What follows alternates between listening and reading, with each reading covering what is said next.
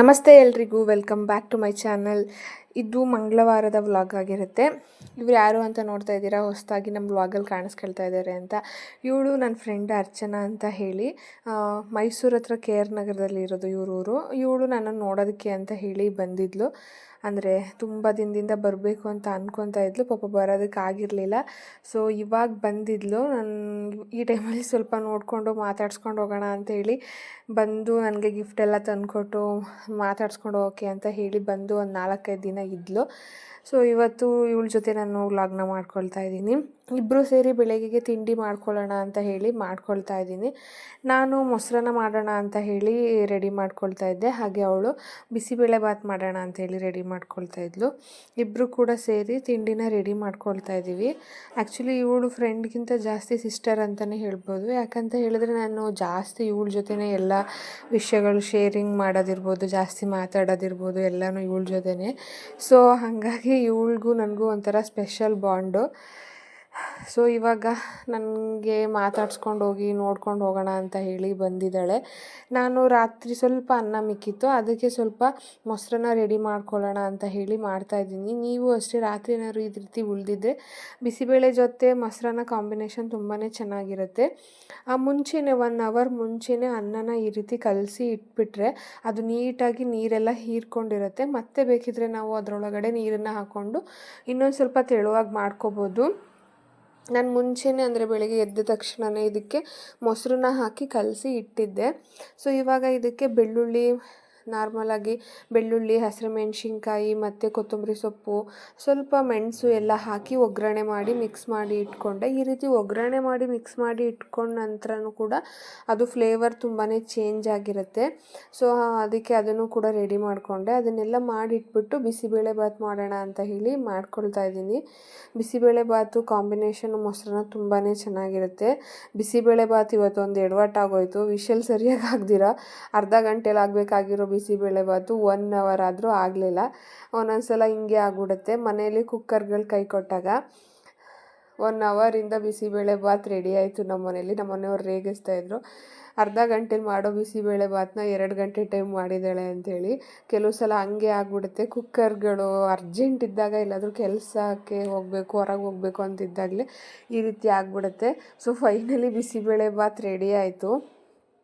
ಬಿಸಿಬೇಳೆಬಾತು ಮೊಸರನ್ನ super combination, ತುಂಬಾ ಚೆನ್ನಾಗಿತ್ತು. ತಿಂಡಿ ಎಲ್ಲ ತಿಂದ್ಕೊಂಡು ನಾವಿವತ್ತು ಸ್ವಲ್ಪ ಅಪ್ಪುನ ಸ್ಕೂಲ್ಗೆ ಬೇರೆ ಸ್ಕೂಲ್ಗೆ ಅಡ್ಮಿಷನ್ ಮಾಡೋದಿತ್ತು, ಹಾಗಾಗಿ ಹೋಗಬೇಕಿತ್ತು. ಅದಕ್ಕೆ ರೆಡಿ ಆಗ್ದು. ಅಂದರೆ ಅಪ್ಪುದು ಈ ಸ್ಕೂಲಲ್ಲಿ ನಾನು ಹಿಂದಿನ ವೀಡಿಯೋದಲ್ಲೂ ಹೇಳಿದ್ದೀನಿ, LKG UKG ಅಷ್ಟೇ ಇರೋದು ಇಲ್ಲಿ, ಅಂದರೆ ಪ್ರೀ ನರ್ಸರಿ ಆ ಥರ ಕಿಡ್ಸಿ ಇದು.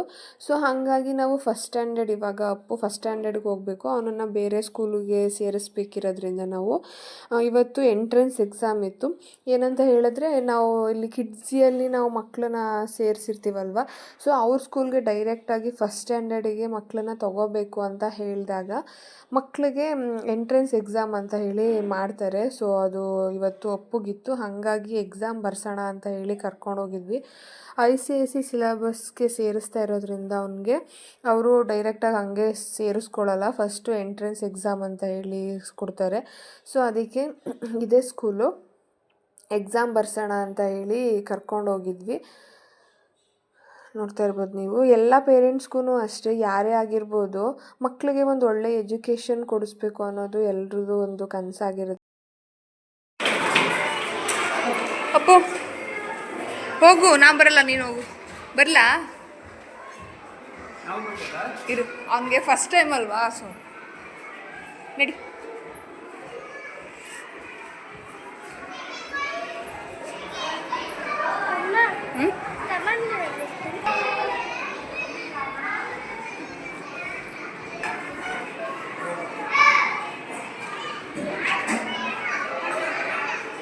ಅವನಿಗೆ ಎಕ್ಸಾಮ್ ಬರ್ಸೋದಕ್ಕೆ ಅಂತ ಹೇಳಿ ಮೇಡಮ್ ಬಂದು ಕರ್ಕೊಂಡೋದ್ರು. ಅವನು ಎಕ್ಸಾಮ್ ಬರೋ ತನಕ ಇಲ್ಲೇ ವೆಯ್ಟ್ ಮಾಡೋಣ ಅಂತ ಹೇಳಿ ಮಾಡ್ತಾಯಿದ್ದೀವಿ. ಎಕ್ಸಾಮ್ ಅಂದರೆ ಸ್ವಲ್ಪ ಬೇಸಿಕ್ ಅವನಿಗೆ ಗೊತ್ತಿದೆಯಾ ಅಂತ ಹೇಳಿ ಟೆಸ್ಟ್ ಮಾಡೋದಕ್ಕೆ ಅಂತ ಹೇಳಿ ಕರ್ಕೊಂಡೋಗಿದ್ದಾರೆ. ಎಕ್ಸಾಮ್ ಬರೀತಿದ್ದಾರೆ ಅವರು. ಬಾಯಿ ಕಡೆ. ಹೆಂಗೆ ಬರದೆ ಎಕ್ಸಾಮು? ಚೆನ್ನಾಗಿತ್ತಾ? ಹೆಂಗೆ ಬರದೆ ಹೇಳು. ಇಲ್ಲಿ ನೋಡು ಬಾಯಲ್ಲಿ ಎಕ್ಸಾಮ್ ಹೆಂಗೆ ಬರದೆ. ಸ್ಟಾರ್ಸ್ ತೋರಿಸು. ಸ್ಟಾರ್ಸ್ ಫಸ್ಟ್ ಡೇನೇ ಸ್ಟಾರ್ ಹಾಕ್ಬಿಟ್ರಾ? ಸ್ಟಾರ್ ಹಾಕಿ ನಿನ್ನ ಕಂಗನ ಕಂಗನ ಅಂತ ತೋರಿಸು.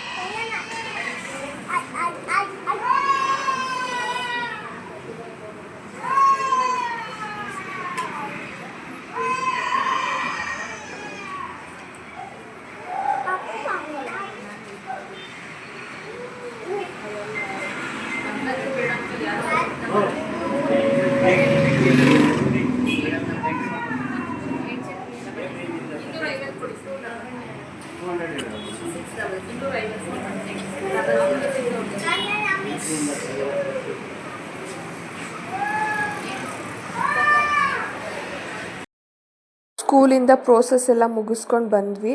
ಅದಾದಮೇಲೆ ಇವತ್ತು ಕಂಗನಂಗೆ ಸ್ವಲ್ಪ ಜ್ವರ ಬಂದಿತ್ತು, ಹಾಗಾಗಿ ಅವಳನ್ನ ಹಾಸ್ಪಿಟಲ್ಗೆ ಕರ್ಕೊಂಡು ಹೋಗೋಣ ಅಂತ ಹೇಳಿ ಕರ್ಕೊಂಡು ಹೋಗಿದ್ವಿ. ಇವಳು ಅರ್ಚನನ ಮಗಳು, ಅವಳಿಗೆ ಸ್ವಲ್ಪ ಜ್ವರ ಇತ್ತು, ಲೈಟಾಗಿ ನಾರ್ಮಲ್ ಫೀವರೇ ಇತ್ತು, ವೈರಲ್ ಫೀವರ್ ಥರ ಏನಿರಲಿಲ್ಲ. ಆದ್ರೂ ಇರಲಿ ಅಂತ ಹೇಳಿ ಮತ್ತೆ ಊರಿಗೆ ಹೋಗಬೇಕಿತ್ತು, ಮತ್ತೆ ದಾರಿ ಮಧ್ಯೆ ಜ್ವರ ಬಂದರೆ ಅಂತೇಳಿ ಹಾಸ್ಪಿಟಲ್ಗೆ ಒಂದ್ಸಲ ತೋರಿಸೋಣ ಅಂತ ಹೇಳಿ ಕರ್ಕೊಂಬಂದಿದ್ವಿ. ಹಾಸ್ಪಿಟಲಲ್ಲಿ ಬಂದ ತಕ್ಷಣ ಏನೇನು ಪ್ರೋಸೆಸ್ ಇರುತ್ತೆ ಅದನ್ನೆಲ್ಲ ಮಾಡಿದ್ರು. ವೆಯ್ಟ್ ಚೆಕ್ ಮಾಡಿ ಮತ್ತು ಫೀವರ್ ಎಲ್ಲ ಚೆಕ್ ಮಾಡ್ತಾಯಿದ್ರು. ಎಲ್ಲ ಮಾಡಿಕೊಂಡ್ರು ನೀಟಾಗಿ. ಅವಳಿಗೆ ಜ್ವರನೂ ಕೂಡ ಫುಲ್ ಕಡಿಮೆ ಆಗಿತ್ತು, ಏನು ಜ್ವರ ಇರಲಿಲ್ಲ. ಬಟ್ ಅವರಮ್ಮ ಸ್ವಲ್ಪ ಭಯ ಪಡ್ತಾಯಿದ್ಲು ಜ್ವರ ಅಂತೇಳಿ. ಹಾಗಾಗಿ ಒಂದು ಸಲ ತೋರಿಸ್ಬಿಡೋಣ ಅಂತ ಹೇಳಿ ಕರ್ಕೊಂಡು ಬಂದ್ವಿ.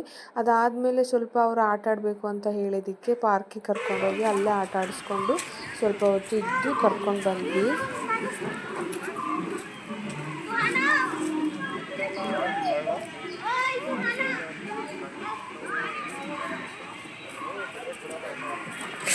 ಅಯ್ಯೋಯ್ಯೋಯ್ಯೋಯ್ಯೋ,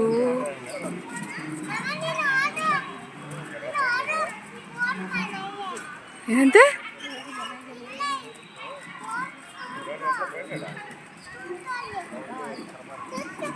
ಅಪ್ಪು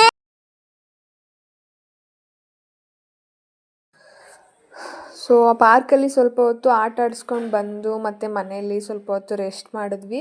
ಹಾಗೆ ಸಂಜೆ ಅಡುಗೆ ಮಾಡೋಣ ಅಂತ ಹೇಳಿ ರೆಡಿ ಮಾಡ್ಕೊಳ್ಳೋಣ ಅಂತ ಹೇಳಿ ಮಾಡ್ಕೊಳ್ತಿದ್ದೆ. ಇವತ್ತು ಸಂಜೆ ಅಡುಗೆನ ಅರ್ಚನನ ಮಾಡಿದ್ಲು. ಮಸ್ಸೊಪ್ಪು ಸಾಂಬಾರು ಮಾಡಿ ಮುದ್ದೆನ ಮಾಡಿದ್ಲು. ಮುದ್ದೆ ಮಾಡಲಿಲ್ಲ, ರೈಸ್ ಮಾಡಿದ್ಲು ಇವತ್ತು ಅವಳು. ಮಸ್ಸೊಪ್ಪು ಸಾಂಬಾರು ಮಾಡಿ ರೈಸ್ನ ಮಾಡಿದ್ಲು. ಅವಳು ಫಸ್ಟ್ ಟೈಮ್ ಮಾಡಿದ್ರಿಂದ ಅವಳಿಗೆ ಗೊತ್ತಾಗಲಿಲ್ಲ, ಸ್ವಲ್ಪ ಪರವಾಗಿಲ್ಲ, ಆದ್ರೂ ಚೆನ್ನಾಗಿತ್ತು. ಅದಾದಮೇಲೆ ಫಿಶ್ ಕಬಾಬ್ ಮಾಡೋಣ ಅಂತ ಹೇಳಿ ಮಾಡ್ಕೊಳ್ತಾ ಇದ್ದೀನಿ. ಇವತ್ತು ಸ್ಪೆಷಲ್ಲಾಗಿ ಏನೂ ಮಾಡ್ಕೊಂಡಿಲ್ಲ, ಫಿಶ್ ಕಬಾಬು ನಾರ್ಮಲಾಗೇ ಮಾಡ್ಕೊಂಡ್ವಿ. ಅಂದರೆ ನಾರ್ಮಲ್ ಸಿಂಪಲ್ಲಾಗಿ ಮಾಡ್ಕೊಂಡ್ವಿ, ತುಂಬಾ ಈಸಿಯಾಗಿತ್ತು. ಈ ಫಿಶ್ ಹೆಸರು ಬಂದು ನನಗೆ ಗೊತ್ತಿಲ್ಲ, ಯಾಕಂದರೆ ನಾನು ಜಾಸ್ತಿ ಫಿಶ್ ತಿನ್ನಲ್ಲ. ಸೊ ಹಂಗಾಗಿ ನನಗೆ ಫಿಶ್ ಬಗ್ಗೆ ಡೀಟೇಲ್ಸ್ ಗೊತ್ತಿಲ್ಲ.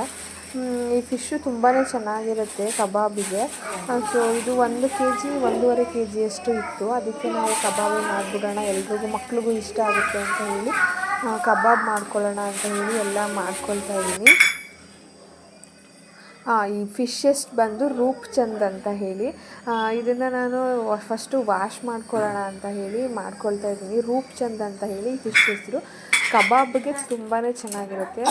ಸೊ ಅದನ್ನು ತಂದಿದ್ವಿ. ಸ್ವಲ್ಪ ಉಪ್ಪು ಅರಿಶಿನದ ಪುಡಿ ಎಲ್ಲ ಹಾಕ್ಕೊಂಡು ನೀಟಾಗಿ ವಾಶ್ ಮಾಡಿಕೊಂಡೆ. ಆ ಸ್ಮೆಲ್ಲೆಲ್ಲ ಹೋಗುತ್ತೆ ಅರಿಶಿನದ ಪುಡಿ ಹಾಕಿ ವಾಶ್ ಮಾಡಿಕೊಂಡ್ರೆ. ಇಲ್ಲ ರಾಗಿ ಹಿಟ್ಟು ಕೂಡ ಹಾಕಿ ನೀವು ವಾಶ್ ಮಾಡ್ಕೋಬೋದು, ತುಂಬಾ ಚೆನ್ನಾಗಿ ಸ್ಮೆಲ್ಲು ಹೋಗುತ್ತೆ. ಸೊ ನಾನಿವತ್ತು ಅರಿಶಿನ ಪುಡಿನೇ ಹಾಕ್ಕೊಂಡು ವಾಶ್ ಮಾಡಿಕೊಂಡೆ. ನೆಕ್ಸ್ಟ್ ಇವಾಗ ನಾನಿಲ್ಲಿ ನೀವು ಯಾವ ಕಬಾಬ್ ಪೌಡ್ರ್ ಯೂಸ್ ಮಾಡ್ತೀರೋ ಅದನ್ನು ಹಾಕ್ಕೋಬೋದು. ನಾನು ಕೂಡ 1-2 ಪ್ಯಾಕೆಟು ಕಬಾಬ್ ಪೌಡ್ರನ್ನ ಯೂಸ್ ಮಾಡಿಕೊಂಡೆ. ಹಾಗೆ ಇದಕ್ಕೆ 1 ಟೇಬಲ್ ಸ್ಪೂನಷ್ಟು ಖಾರದ ಪುಡಿ, ಹಾಗೆ 1 ಟೀ ಸ್ಪೂನಷ್ಟು ಉಪ್ಪನ್ನು ಹಾಕ್ಕೊಂಡು 1 ಮೊಟ್ಟೆನ ಹಾಕ್ಕೊಳ್ತಾ ಇದ್ದೀನಿ. ಸೊ ಈಗ ಕಬಾಬ್ ಪೌಡ್ರಲ್ಲಿ ಸ್ವಲ್ಪ ಖಾರ ಕಡಿಮೆ ಇರುತ್ತೆ, ಹಾಗಾಗಿ ನಾನು ಖಾರದ ಪುಡಿ ಮತ್ತು ಉಪ್ಪನ್ನು ಸ್ವಲ್ಪ ಆ್ಯಡ್ ಮಾಡ್ಕೊಳ್ತೀನಿ, ಆವಾಗ ಟೇಸ್ಟು ಸ್ವಲ್ಪ ಚೆನ್ನಾಗಾಗುತ್ತೆ ಅಂತ ಹೇಳಿ. ಹಾಗೆ ಇದಕ್ಕೆ ನಾನು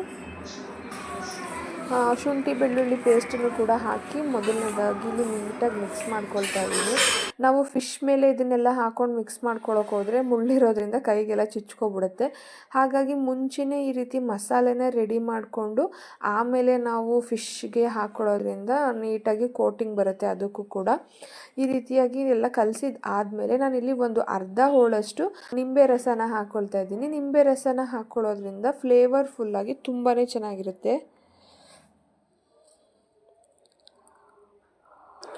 ನಿಂಬೆ ರಸ ಎಲ್ಲ ಹಾಕಿದ್ದಾದಮೇಲೆ ಈ ರೀತಿ ಚೆನ್ನಾಗಿ ಮಿಕ್ಸ್ ಮಾಡಿಕೊಂಡು ಫಿಶ್ನೆಲ್ಲ ಇದರೊಳಗಡೆ ಹಾಕ್ಕೊಂಡು ಒಂದು ಅರ್ಧ ಮುಕ್ಕಾಲು ಗಂಟೆ ಇದನ್ನು ನೆನೆಯೋದಕ್ಕೆ ಇಟ್ಕೊಂಡ್ರೆ ತುಂಬಾ ಚೆನ್ನಾಗಿ ಆ ಫ್ಲೇವರ್ ಎಲ್ಲ ಹಿಡ್ಕೊಂಡಿರುತ್ತೆ.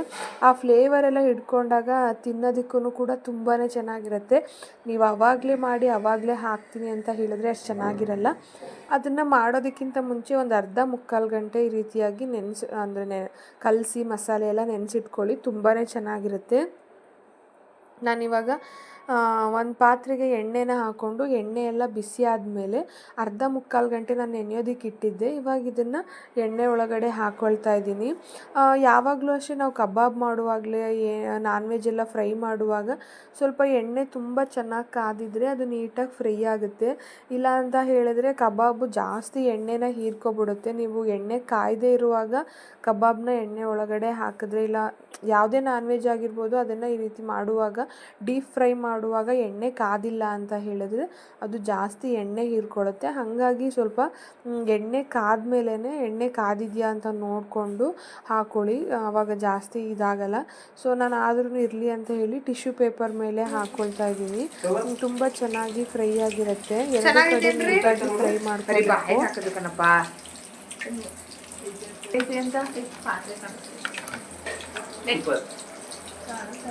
ಅಣ್ಣನೇ ಕಾಣಿಸ್ತಿಲ್ಲ ನಮ್ಮ ಯಜಮಾನ್ರು. ತಡಿ. ಹಾಂ, ಈಗ ಹೇಳ್ರಿ. ಅವ್ರಿಗೆ ಬಿಸಿ ಹಾಕ್ತಿದಂಗೆ ತಿನ್ನೋದು ಅಂದ್ರೆ ನಮ್ಮಲ್ಲಿ ಫಸ್ಟ್ ಇವರೇ. ಏನಾಗಬೇಕು ಆಮೇಲೆ ಅಪ್ಪ ತೋರಿಸಿ ಕಡೆಗೆ ಫ್ಯಾಮಿಲಿ ಫೋಟೋ ತೋರಿಸು. ಫ್ಯಾಮಿಲಿ ಫೋಟೋ ತೋರಿಸು.